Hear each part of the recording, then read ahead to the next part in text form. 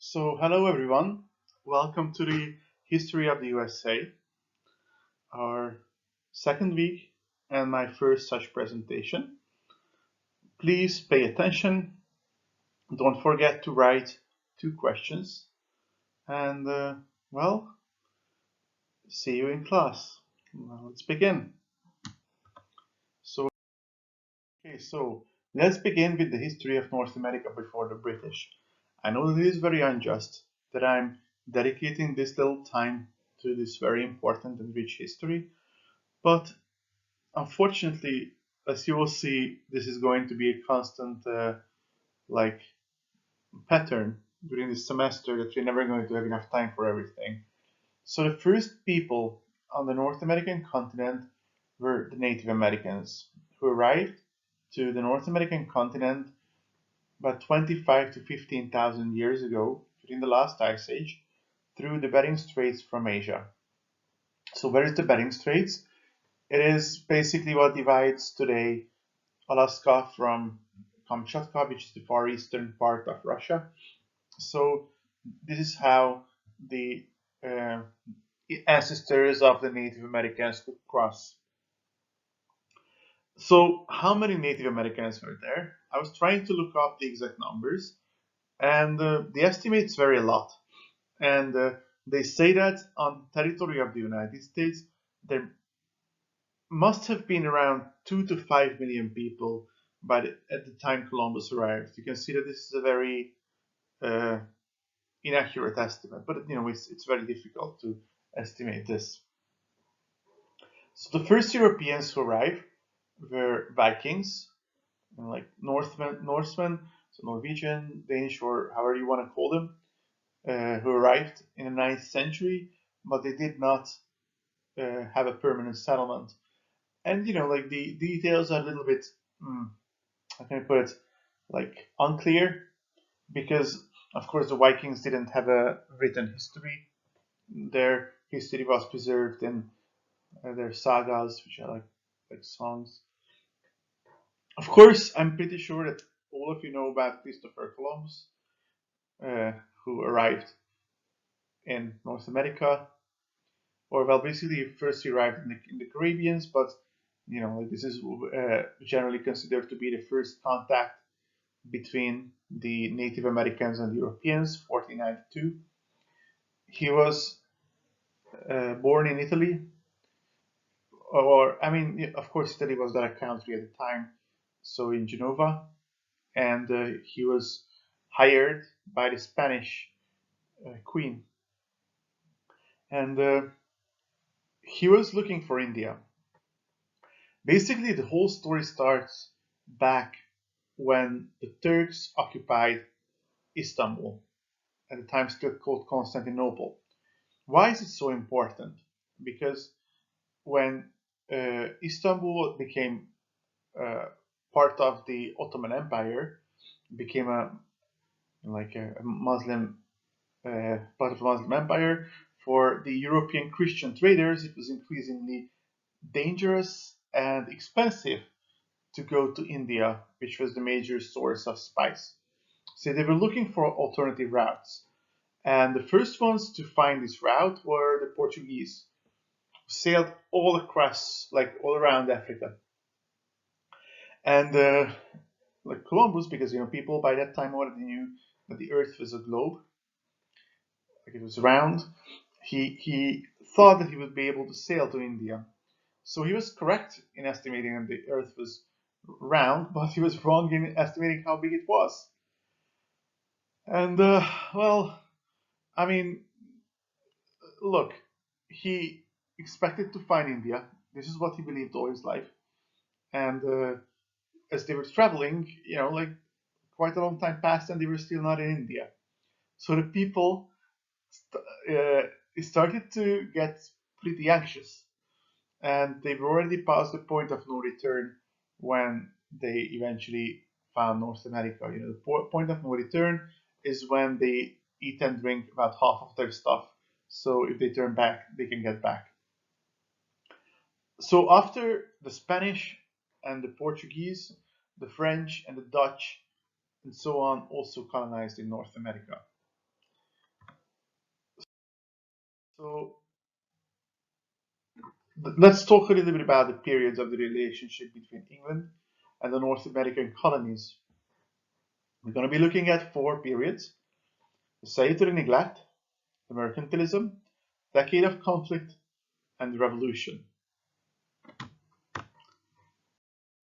The first period of the relationship between Britain and her North American colonies is called salutary neglect. Salutary means beneficial, neglect means to be left alone. During this time, Britain left these colonies alone for two main reasons. First of all, the colonies were relatively small and unimportant. Only a couple of people trying to survive at the edge of an unknown and dangerous and wild continent. And the other thing was that in Britain there was a lot of turmoil. This was a time of the English Civil War, and they were mostly focusing on internal affairs and not colonization. So the relationship between Britain and the North American colonies begins in 1607 with the establishment of Jamestown. Jamestown was the first permanent English colony in North America. There were attempts at the end of the 16th century to establish English colonies, British colonies, but they were all unsuccessful, which means that the ships dropped off the settlers, and by the time they got back next year, or like sometimes even more than a year later, nobody was alive. They don't know what happened to them, whether they all passed away or whether they decided to live with the natives. But Captain John Smith, the first one, was successful. But even in Jamestown, a lot of people died. Captain John Smith was like the leader of Jamestown, and he this is what he looked like. So not exactly like in the Pocahontas cartoon. And there are other things that are wrong with Pocahontas. For example, the age difference was a lot bigger because when they arrived, Pocahontas was a girl and John Smith was a man of about 40 years old, a veteran at that. So the Pocahontas story that that's in a cartoon is not at all what happened, and also the way John Smith described the story is also kind of ambiguous because he described it in a different way several times, so he's kind of contradicting himself. But don't worry, there is no relationship between him and Pocahontas, at least not that we know of. Pocahontas did end up marrying another English settler, and she also went to England, where she unfortunately got infected with the disease and passed away.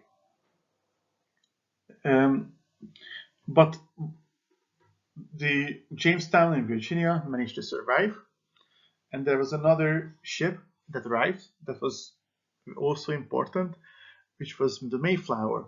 So the Mayflower set out to Virginia in 1629, and they got into storm and ended up landing several, several hundreds of miles north, and in present-day New England, in Massachusetts. And they established the Massachusetts Bay Colony. And the reason why this is important because culturally these people were very important in the United States.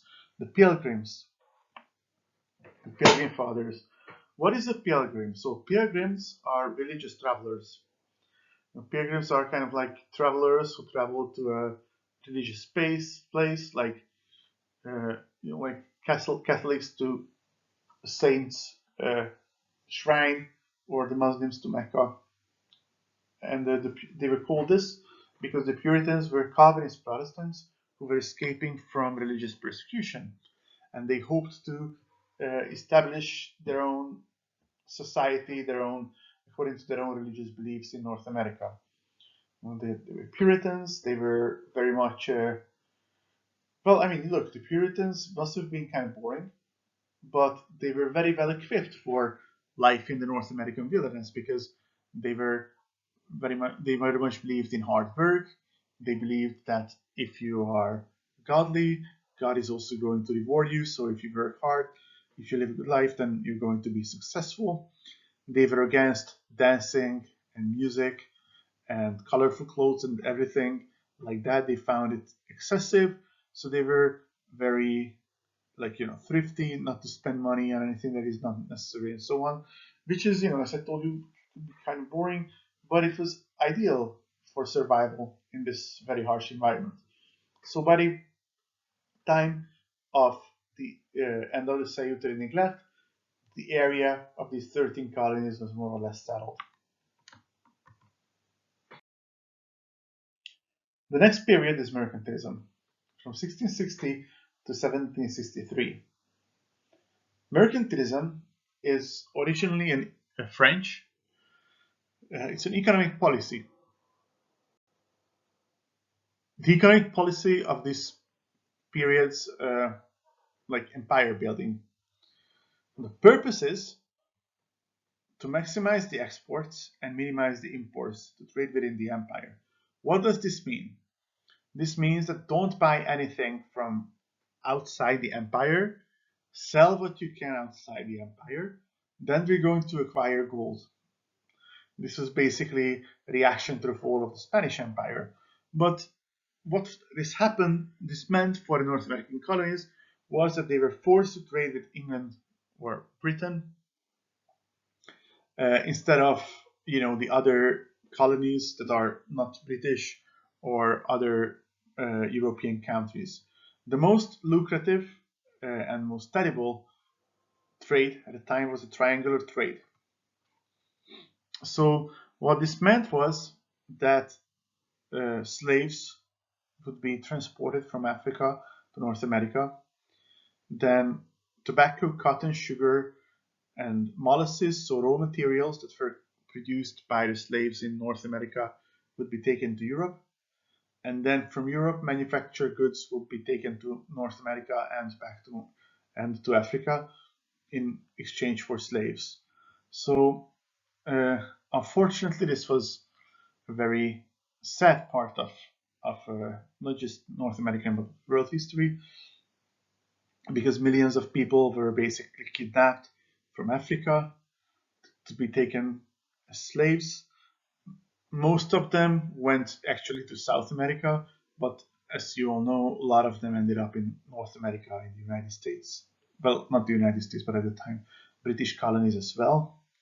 And the journey itself was already terrible. A lot of people died on the journey, but then, as we all know, what awaited them in North America was not good either. So it was a very sad story.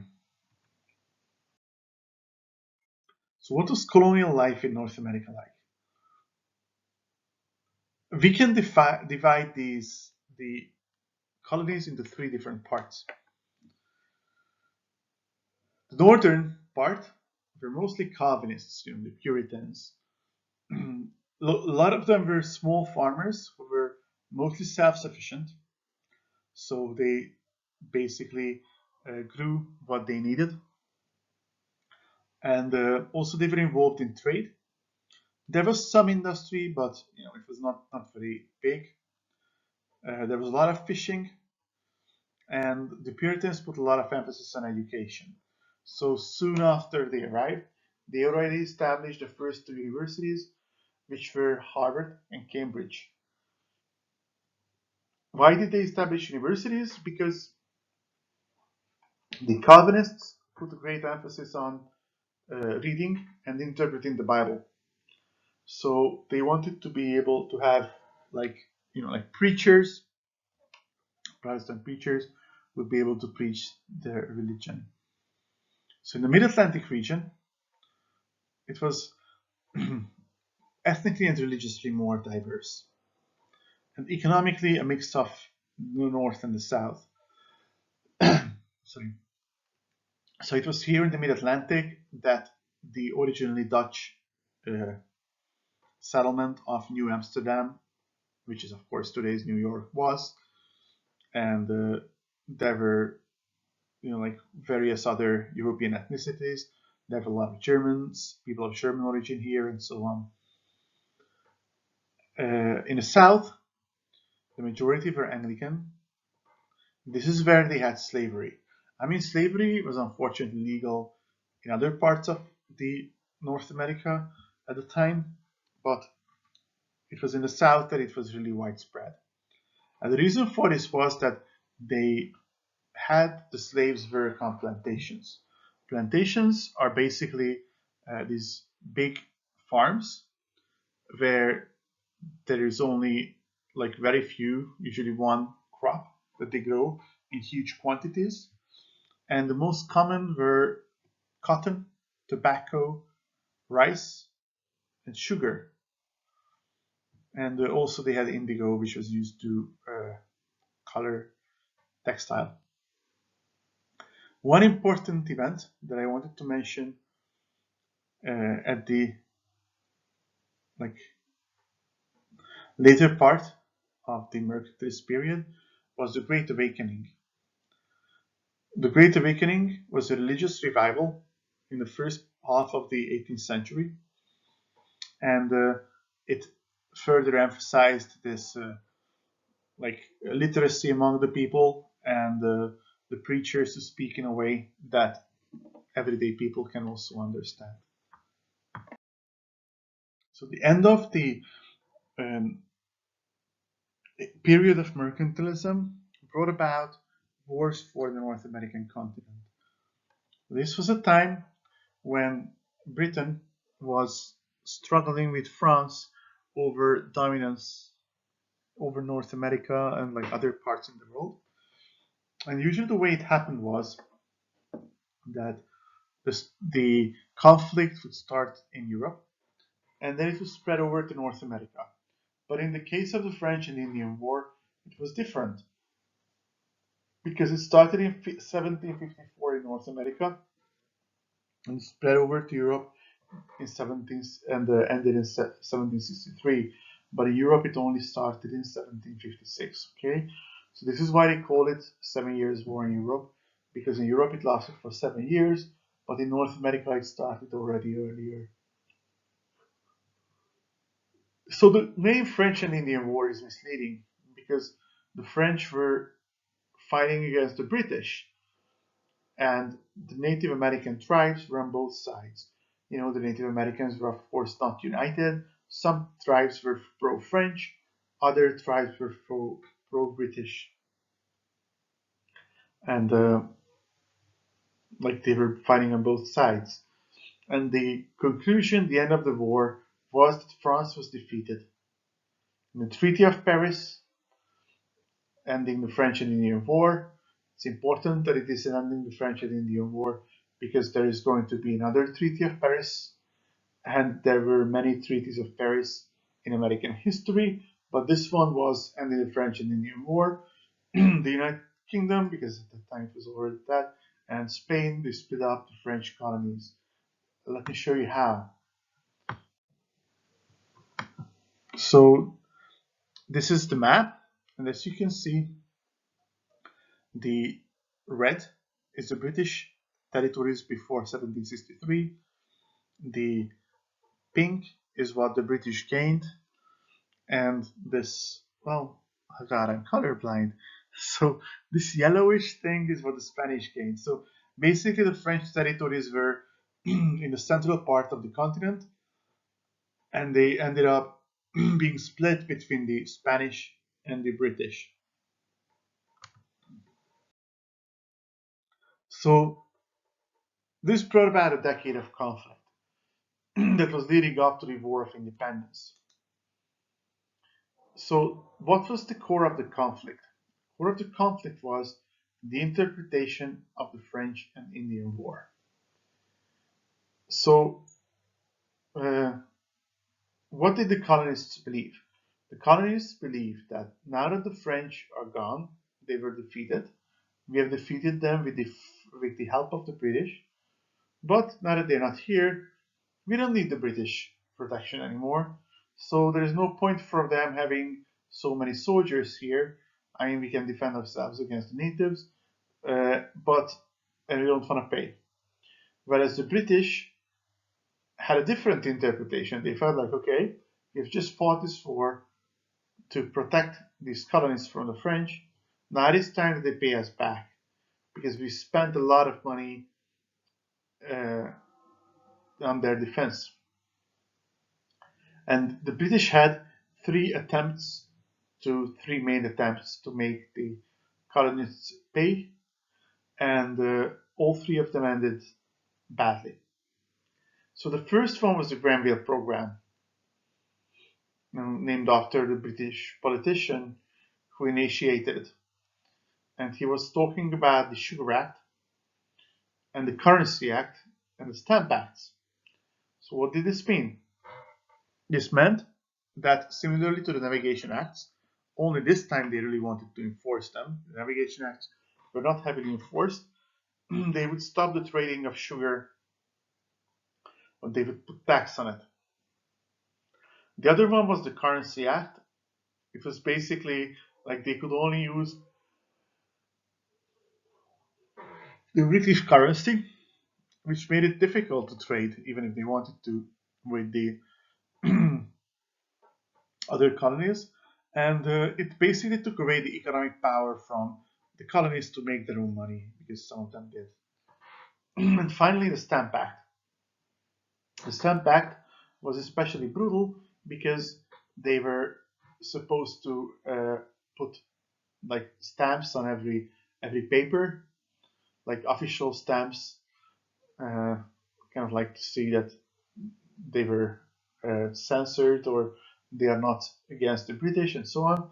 And if they were not, the British soldiers had the right to search everybody's house to look for these papers. And the Americans were really outraged by this. They were saying that there should be no taxation without representation, that this is not good. They are not represented in the British Parliament, so they should not have to pay taxes either. So there were protests and there was a boycott. A boycott means that you refuse to trade with somebody.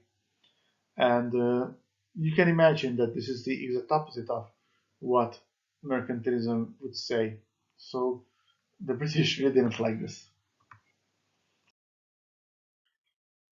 The second were the Townshend Acts.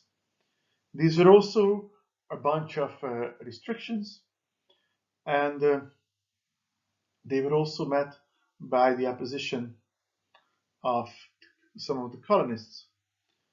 And the protests were especially heavy in Boston, and they led to the Boston Massacre. So the Boston Massacre was that the colonists started like throwing snowballs first at the British soldiers. Then they got more violent and started throwing stones. And after that, the British eventually ended up shooting into the crowd. And 5 people died. I mean, look, the death of 5 people is a tragedy, but it would be difficult to call it a massacre. Yet the American colonists, the patriots, were using it as propaganda. Here is a very famous uh, representation of it that was made by Paul Revere. Paul Revere and Samuel Adams were some of the most active colonists against British rule, Sons of Liberty. And Paul Revere made this representation so that it looks like the British are not just shooting into the crowd, but they're basically almost looks very similarly to execution by firing squad. So this is very much uh, outraged the Americans, as you can imagine. So when the Tea Act was introduced, the Tea Act was uh, like they tried to get some money as in the previous times from the colonists. But by this time, the colonists were really had enough of the British. And in the Boston Tea Party, they dressed up as native Indians and threw the tea into the Boston harbor. Well, I mean, you would think like, okay, what's the big fuss about? It's just tea. But you have to think about it, like how expensive tea is even today in Hungary. Like you get a box for, like 4, 5, 6, 7, 800 forints. Can you imagine like the whole how much these big boxes would cost? So the way it would go is that these ship captains would loan a lot of money, and they would go and buy the tea and go back to Britain or wherever they came from, or North America, and sell the tea there with a profit. And then they were able to repay the bankers from that. But if their shipments are destroyed, they're not going to be able to repay the loan. So the bank is going to take away their ship, and they're going to lose everything and go bankrupt. So they were super outraged by the destruction of their property by the American colonists. And they demanded that the British Parliament punish them. And the British Parliament adopted the acts that were called the the intolerable acts or coercive acts. You can imagine that they didn't like this. Basically, these suspended the self-government of Massachusetts, closed down the harbor of Boston, like appointed a British governor instead of the what the colonists wanted, and so on. So they were basically very much restricting their freedoms.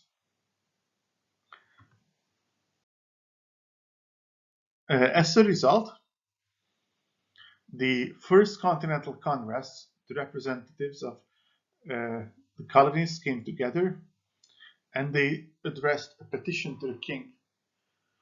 But the king uh, didn't listen to this petition. And the first battles of the War of Independence, or as the Americans call it, the American Revolution, were fought in the outskirts of Boston, Lexington, Concord in 1775. And there is the famous Midnight Ride of the already mentioned Paul Revere, who was the creator of uh, the the picture of the Boston Massacre. Paul Revere went in the middle of the night to Lexington and Concord to warn the colonists that the British are coming to take their guns. The British wanted to disarm the colonists. And when the time the British arrived, the colonists were already ready, and fighting broke out. So the Second Continental Congress got together already at a time when uh, the war was fighting, and they was fought. Sorry, and they ended up drafting the Declaration of Independence that you hopefully have read for the class. And on the 4th of July, 1776, the United States independence was declared. So let's take a look at the war itself. What was the advantage of Britain? Britain was stronger, larger population. It was richer. It had a big navy, but it was far away. So the soldiers had to be transported from all the way from across the ocean, and their food and uniforms and weapons, like it was a long way to bring all of these.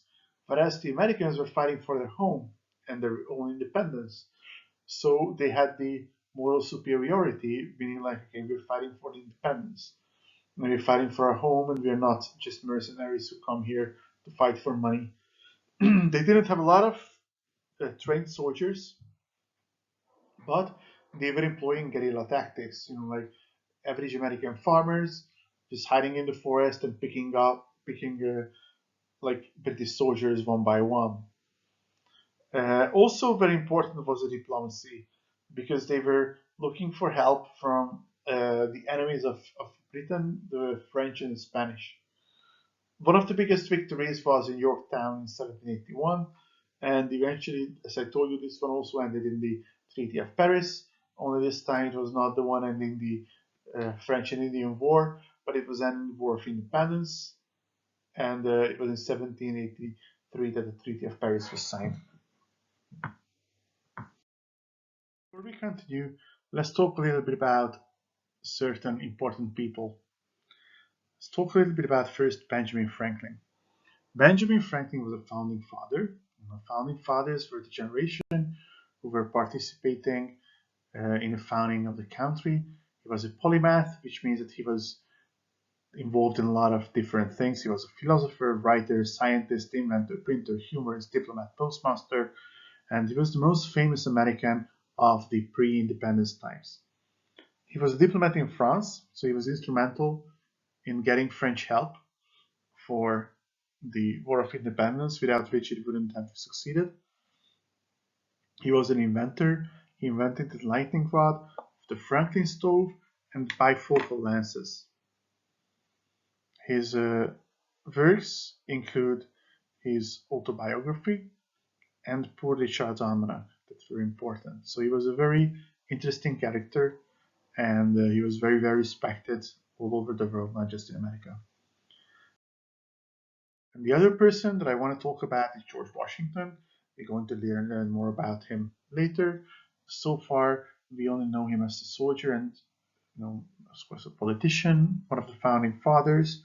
He came from a slaveholding family, but in his will, he freed his slaves. He was the commander of the Continental Army, so he was leading the forces against the British. Later, he became the first president, and the quote that is associated with him, like what people say about him, is that he was the first in war, first in peace, and the first in the hearts of his countrymen. And now, the Declaration of Independence. I'm not going to answer these questions. You're going to answer these questions, and we're going to discuss these in class. So when you're reading the Declaration of Independence, please pay attention to these. So what is the purpose of the text? Why did they write it? What did they want to achieve? What philosophical sources, ideas do you recognize in the text? Were these widely accepted at the time, or were they new? What are some of the reasons why the colonists want to become independent? Which part describes and lists these reasons? And finally, what is the final conclusion of the declaration? Which sentence is it? Alright guys, so that's it. Please read the declaration, please answer the questions, and see you in class. Bye.